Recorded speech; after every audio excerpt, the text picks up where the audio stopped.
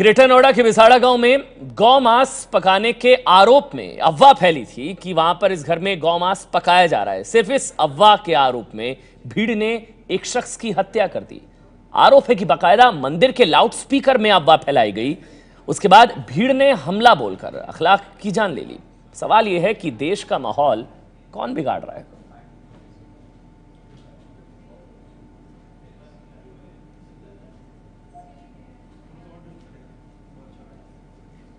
आपको बता दें, ये सिर्फ अफवाह फैली थी कि उस घर में जो है बीफ गौमांस जो है वहां पर पकाया जा रहा है। सिर्फ अफवाह फैली थी। उसके बाद भीड़ वहां पर पहुंची और फिर आपको बता दें, पिता की हत्या कर दी गई है 50 साल के अखलाक, और बेटे को अधमरा कर दिया गया है। यहाँ का इंतजाम करके जाइयो सारा, हमें कोई पीछे 7 महीना रात को आके ऐसे तो आप कारण है, ऐसा भी और ना हो जाता। अपनी आंखों के सामने बेटे की हत्या होते देख चुकी एक बूढ़ी मां के दिल में किस कदर खौफ घर कर गया है, अंदाजा लगाना मुश्किल नहीं है। ग्रेटर नोएडा के बिसाड़ा गांव के इस घर से 52 साल के अखलाक का जनाजा ले जाया जा रहा है। जनाजे के साथ भारी पुलिस बल ये बताने के लिए काफी है कि अखलाक की मौत सामान्य नहीं थी। भीड़ ने हमला किया इस घर पर और 52 साल के करीब बुजुर्ग थे, उनके ऊपर हमला हुआ और उनको जान से मार दिया गया। यहाँ पर आप देख सकते हैं उनके घर में पूरी फर्श जो है उसमें खून के निशान हैं और यहाँ पर ये बेड है, इस बेड पर इखलाक सो रहे थे और उनको सोते से खींचा गया। घटना सोमवार की रात की है। पीड़ित परिवार ने बताया कि गांव के एक मंदिर से लाउडस्पीकर से इस बात का ऐलान हुआ कि अखलाक के घर पर गाय काटकर उसका मांस पकाया गया है। मंदिर में अनाउंस किया है कि गौ हत्या कर दी या कुछ इन्होंने ऐसा कुछ कहा है और फिर पब्लिक इस बारे में कभी सुनती नहीं। इस देश की कोई भी उसका एविडेंस लेता है ना कभी सुनता है। वो सीधे डंडे तलवार और जो भी उनके हाथ में थे बच्चे भाले उन्हें लेकर सीधे उन पर पिल गए। इस पर भड़के दूसरे पक्ष के करीब 50 युवकों ने अखलाक के घर पर धावा बोल दिया। घर में जमकर तोड़फोड़ की और घर के सदस्यों को बुरी तरह पीटा। हमले में अखलाक की मौके पर ही मौत हो गई। उन्होंने हम पर जानलेवा हमला किया है। हमारे घर में आके हमारे घर का सामान ले गए, चीज़ ले गए निकाल के, और हमारे घर में हमारे पापा को मारा, हम सबको बहुत मारा और जान से मारने की धमकी दे के गए हैं। अगर पुलिस को इन्फॉर्म किया तो हम तुम्हें जान से ख़त्म कर देंगे। अखलाक का परिवार काफी पढ़ा लिखा है। अखलाक का बेटा सिविल सेवा की तैयारी कर रहा है। अखलाक का भाई एयरफोर्स में है, जबकि एक भाई एक जापानी कंपनी में अच्छी खासी पोस्ट पर है। पीड़ित परिवार ने गाय काटने या गौमांस पकाने के आरोपों को झूठा बताया है। ना ही कोई पुलिस को एविडेंस मिला है, ना ही या घर में कोई ऐसा एविडेंस हो सकता है। इन्होंने कभी बकरे की कुर्बानी नहीं की, तो गाय जैसा मामला बनता नहीं है। अखलाक की मौत के बाद पूरे इलाके में तनाव भरी खामोशी है। अखलाक की हत्या के आरोप में पुलिस ने अब तक 6 लोगों को गिरफ्तार कर लिया है और बाकी आरोपियों की तलाश में जुटी हुई है। लेकिन असामाजिक तत्वों ने इलाके की फिजा बिगाड़ दी है। उसमें जांच पड़ताल करके जो सही व्यक्ति, जो दोषी व्यक्ति हैं वास्तव में, उसमें से 6 की गिरफ्तारी भी हुई है और उसमें जो आवश्यक गिरफ्तारियां और होंगी उसमें की जाएंगी, ताकि जो भी दोष है उस अनुपात में जिसका दोष है उसके खिलाफ कार्रवाई हो। जिस गांव में हिंदू और मुस्लिम आपस में मिलजुल कर रहते थे, उस गांव को भी असामाजिक तत्वों ने नहीं बख्शा।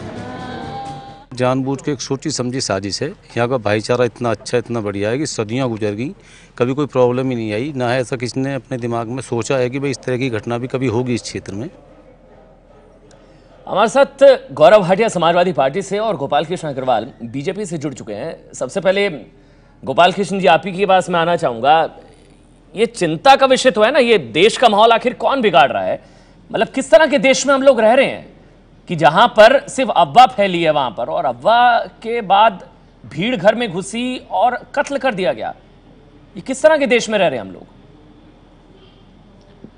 नहीं, देखिए, यह बिल्कुल चिंता का विषय है कि ये जो यूपी की आप अगर देखें हालत, तो हर जगह ऐसे ही हो रहा है। लॉ एंड ऑर्डर अगर एडमिनिस्ट्रेटिव स्ट्रांग नहीं होगी एडमिनिस्ट्रेशन, और वह साइड लेंगे और गुंडों का राज होगा, तो इसी तरह होगा। जो यूपी में जगह जगह आप देखें, कितना पूरा जितना भी है एसपी सरकार का इतिहास देखेंगे आप, तो शुरू से अराजकता और ये इसी तरह की माहौल सब जगह है।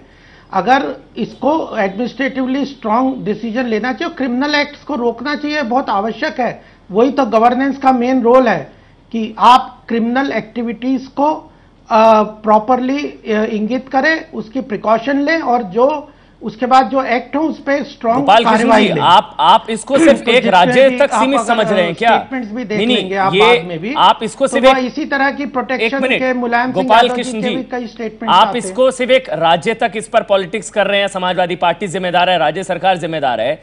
देश भर में किस तरह का माहौल है आप देख रहे हैं ना। लगातार जो धार्मिक असहिष्णुता है, इनटॉलरेंस है, वो लगातार बढ़ रही है। उसको लेकर तो चिंता होगी, उस पर भी आप स्टेट गवर्नमेंट की को जिम्मेदार ठहराएंगे? नहीं, देखिए जो धार्मिक मतान्धता है वह तभी रुकेगी जब स्टेट गवर्नमेंट या सेंट्रल जहां पे भी ये एक्ट होते हैं वहां पे स्ट्रांग एडमिनिस्ट्रेटिव या लॉ एंड ऑर्डर इश्यूज को लॉ एंड ऑर्डर की तरह सेग्रीगेट करें। अगर हम लॉ एंड ऑर्डर और रिलीजियस एक्टिविटीज को मर्ज करेंगे और सेग्रीगेट नहीं करेंगे तो उसी का यह परिणाम होगा। नहीं, आरोप तो ये लग रहे हैं ना सर, लॉ एंड ऑर्डर को स्ट्रांगली इंप्लीमेंट करेंगे। अभी आप इस एक्ट की बात कर रहे हैं, आप जहां पे भी ऐसे होंगे।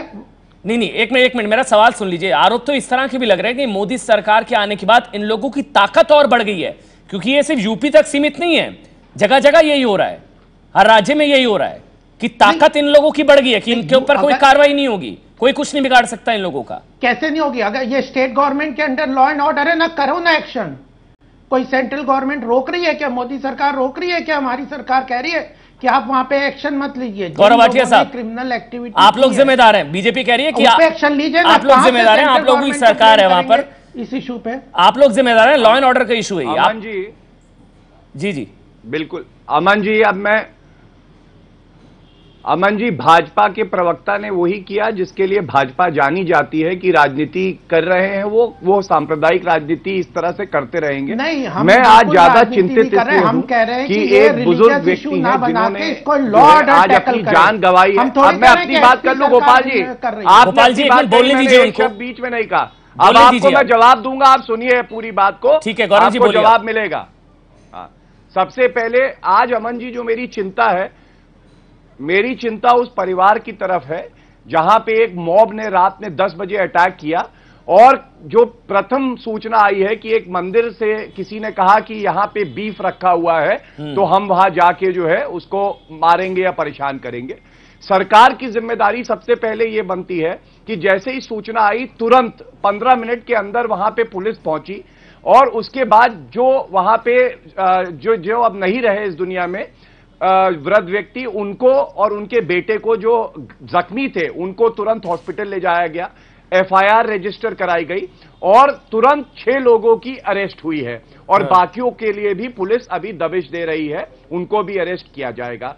उसके अलावा इलाज का पूरा जो है जिम्मेदारी सरकार ने उठाई है। गौरव कार्य किए गए हैं और एक बड़ा एक डिजाइन लगता है। हाँ, यही मैं जानना चाह रहा हूं आपसे कि ये हो क्यों रहा है? ये कोई बड़ी लार्जर कॉन्स्पिरेसी है? देश का माहौल जो बिगड़ रहा है, हाँ, बिल्कुल अमन जी, सेकुलर फैब्रिक जो है वो खराब हो रहा है, ये हो क्यों रहा है? बिल्कुल अमन जी, इसी पे मैं आना चाहता हूं।